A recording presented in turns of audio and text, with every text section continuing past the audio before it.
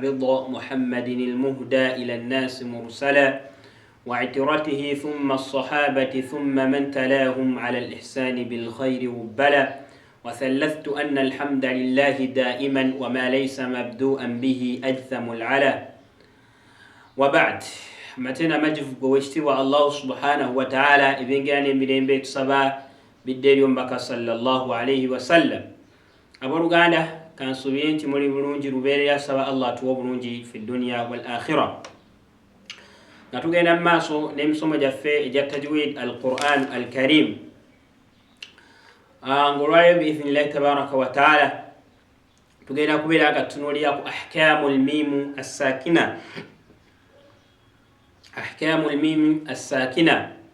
النملة زميم يسكون مسوما جفة جاكو لمبرا توالبا نوني يسكون نتنوين سوما زتيا إلا زنمرا زتيا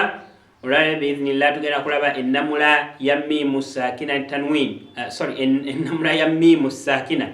ميم يسكون ميم يسكون يو إنمرا وتبع سما قرآن يشتيوا للميم الساكنة بالنسبة لما يأتي بعدها من الحروف الهجائية ثلاثة أحكام ميم يسكون من القرآن يجتيبوا مبيلا سنغا امو كنيوكتا زورورابو ابزي مماسو غايو تجسوميلا ميمو يو مبيلا زاميروندي اساتو ميمو تجسوميلا مبيلا زاميروندي اساتو سنغا مماسو غايو waba wazzeyo emuku nyukuta ez'oluwarabu era embeera ezo oba amateeka ago asatu wafima yali bayanu kulla hukum insha allah muhalaka yaffe eno oba musomo gwaffe ogwala leero zonna tujja kubeera nga tuziraba embeera ezo esatu insha allahu tabaraka wataala. Sheikh atugamba nti embeera esooka giyitibwa al idgham okubeera nga miimu eyo eya sukun tubeera nga tugibuuliza نتبيرانغا تجيبوليزا من نكتة دالا تقدم تعريفه لغة والصلاحة في الباب الرابع أحكام النون الساكنة والتنوين توابيرانغا تشيتوا إدغام ما هو الإدغام وكبوليزا تشي ملمي نمباسون القرآن تواتي نيونيورا مسومو غفي وواقلين بلا متوالي تنيونيورا كمي مساكنة التنوين mubufunze twagamba nti kwe kubeera ng'oddira ennyukuta idgham lughatan idkhal okuyingiza ekintu mu kintu ekirala wasilahan ate mbasomya Qur'an kwe kubeera ng'oddira ennyukuta ya sukun nobeera ng'ojingiza mu nnyukuta ey'empeerezi neefuuka ennyukuta emu nga ya shadda era nobeera ng'ojatula omulundi gumu ng'ennyukuta ewulikka ng'eri emu kyekiyitibwa idgham okuddira ennyukuta ya sukun nobeera ng'ojingiza mu nnyukuta y'empeerezi twabinnyonnyola misomo gyaffe twali twogera ku nuni sakina ne tanwin nabwe kityo etteeka erisooka oba ennamula esooka bwe tusoma miimu eya sukun kwe kubeera nga tukola tya tukola kye bayita idgham hurufuhu ennyukuta ereeta idgham okubuliza miimu eyo eya sukun ennyukuta eri emu lahu harufun wahidun wahuwa almiimu ennyukuta eri emu ereeterwa okubeera nga miimu eya sukun ebulira mu yo ennyukuta eri emu yeriwa ye miimu فإذا وقع بعد الميم الساكنة ميم سينغا ميم يا سكون الجانغ ما سوغايو وليو ميم سواء كان معها في كلمة أو في كلمتين نواكوبادينغا ميم زبري سينكاني يا سكون نيبيريزي زري مچيغامبو chimu أو في كلمتين أو بيري مبيغامبو بيبيري nga memu eno yesemba mu kigambo ekisooka memu eri netandika mu kigambo ekiddako amakulu ng'ebigambo bibiri wajaba al idgham senga ziba sinkanye awo kinkakatako okubeera nga mbuliza nkola idgham oba tegereka ekyokulabirako kam min fi'a ekigambo kyali kam mi nenga kam mi zirya mimu ene ya sukun nenjingiza mu mimu eri ey'empeerezi nenjatula mimu ng'eri etya ng'eri emu eya shadda kammi ate of course mimu eya shadda tukimanyi bulungi tugiteekako ekinyindwa mimu eya shadda eteekebwako ekinyindwa kammi fi'a obanga biri mu kigambo kimu nga bw'onalaba alif lam mim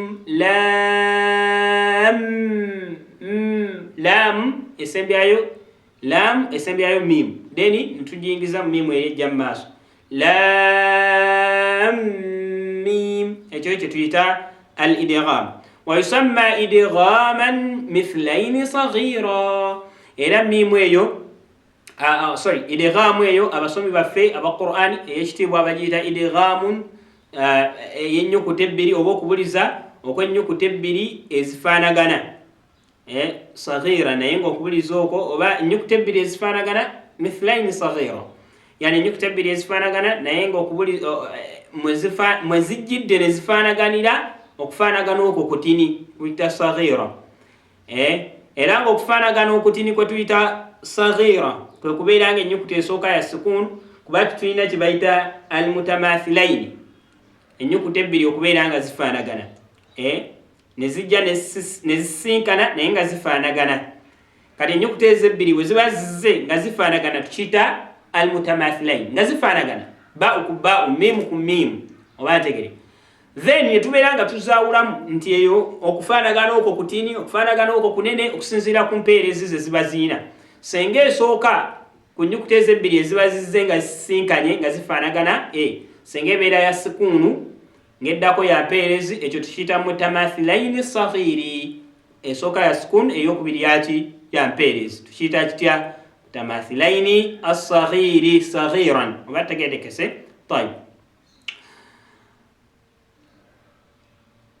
kyekyo biidhnillahi tabaraka wataala yeyo nno ennamula esooka gye bayita idgham ku mimu senga mimu esisinkana mimu nzirira mimu eya sukun nenjingiza nenjibuliza mu mimu eri ey'empeerezi oba ntegereka naam omuteeko ogwokubiri oba ennamula ey'okubiri gye tusomamu nuni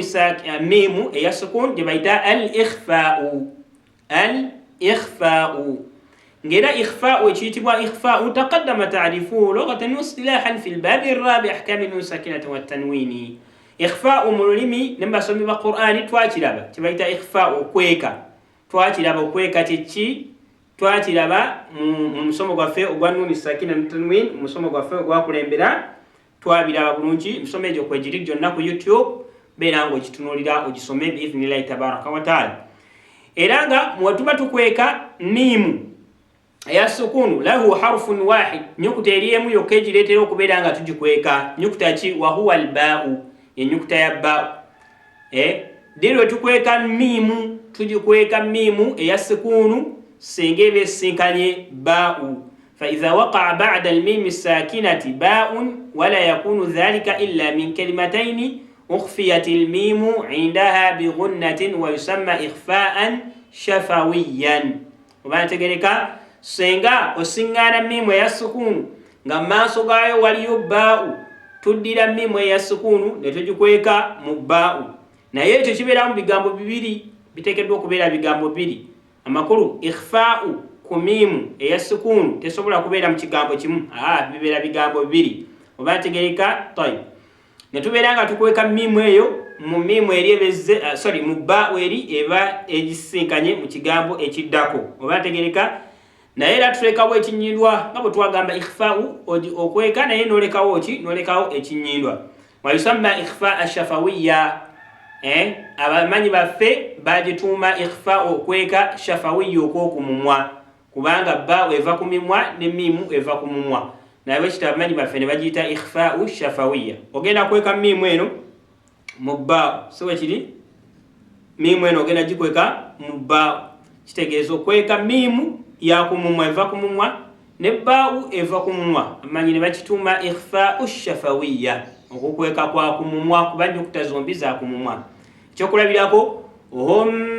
barizun hum yani hum mimu ya sukun ba esinganye ba'u tuddira mimu ne tugikweka mu ba'u ne tuteekawo ekinyindwa ne tugaa hum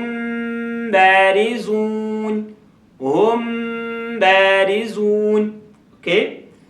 sababu tasmiya ekigitumya summiya ikhfa'u li ikhfa'i al-mim sakina lada al-ba ekitumya nti tugikweka kubanga tukweka mimu ya sukunu mu ba'u wa summiya shafawiyya era ne tugituma shafawiyya okweka okwo ne tukutuma shafawiyya lwaki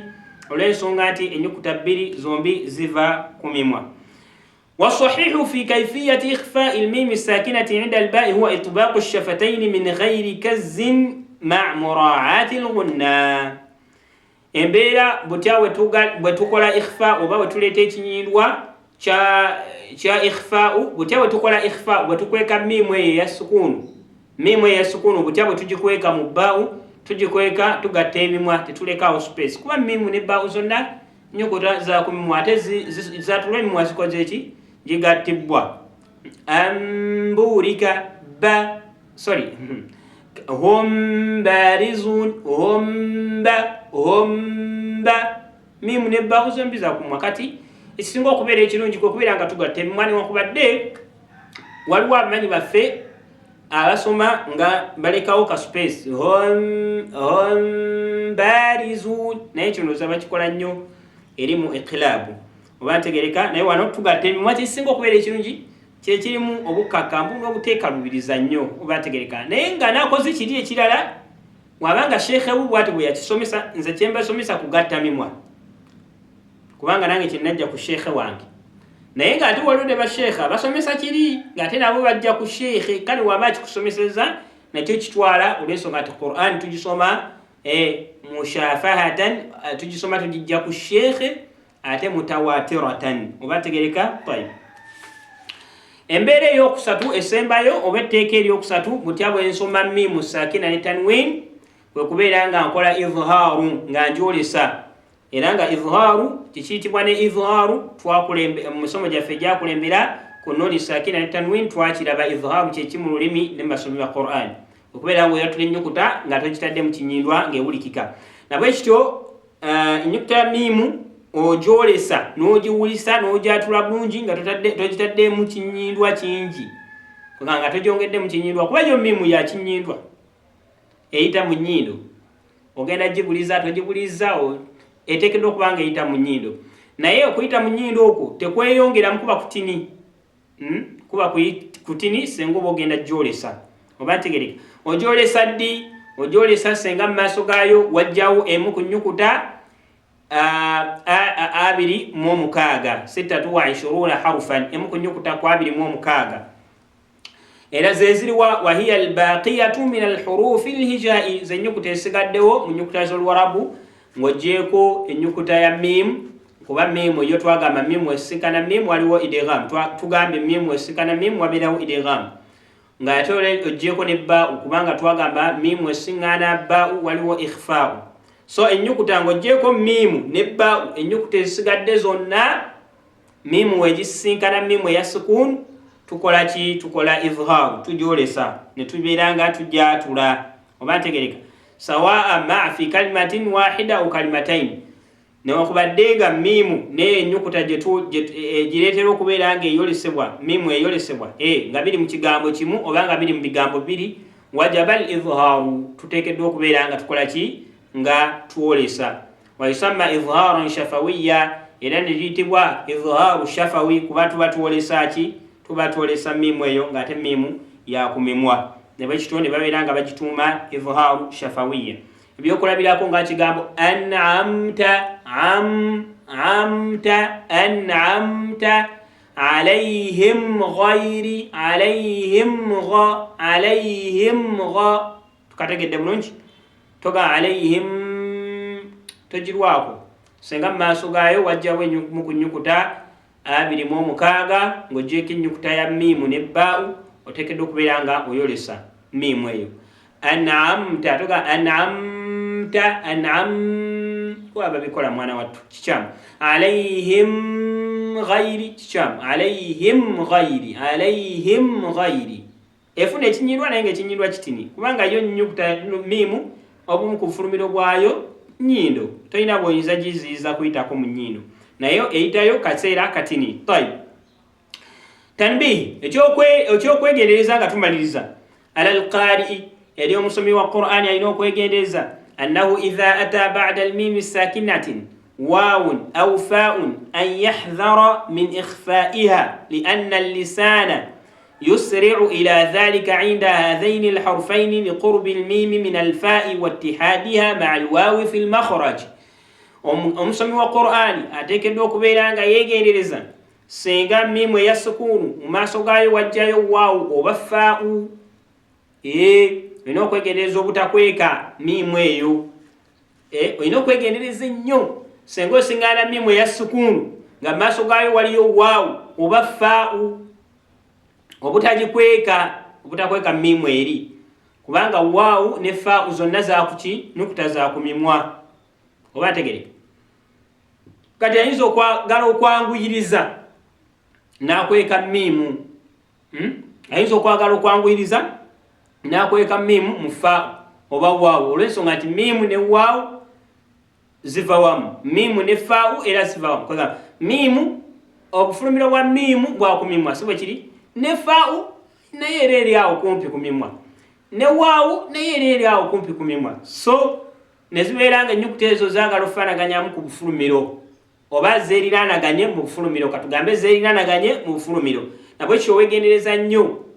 okubeera nga tobuliza mimu oba tokweka mimu mu waawu oba mu faa'u. Oteekeddwa okubeera nga oyolesa. Oba ntegereka? Kyegendereza nnyo gwe omusomi wa Qur'ani ey'ekitiibwa. So netubeera nga emisomo netubeera nga tugattidde mu musomo gwaffe guno ennamula za mimu saakina, ennamula za mimu eya sukunu. Oba ntegereka? Tugattidde musomo gwaffe ennamula za mimu saakina. Twagambye ennamula esooka ya idgham, senga mu maaso ga mimu eya sukunu wajjayo mimu. Embeera ey'okubiri gye bayita ikhfaa'u, okubeera nga tugikweka senga mu maaso gaayo wajjayo ennyukuta ya baa'u. Then embeera ey'okusatu ya idhhaaru, kubeera nga tujolesa senga mu maaso ga mimu eya sukunu wajjayo emu ku nnyukuta etali mimu na baa'u. Oba ntegereka? Tayib.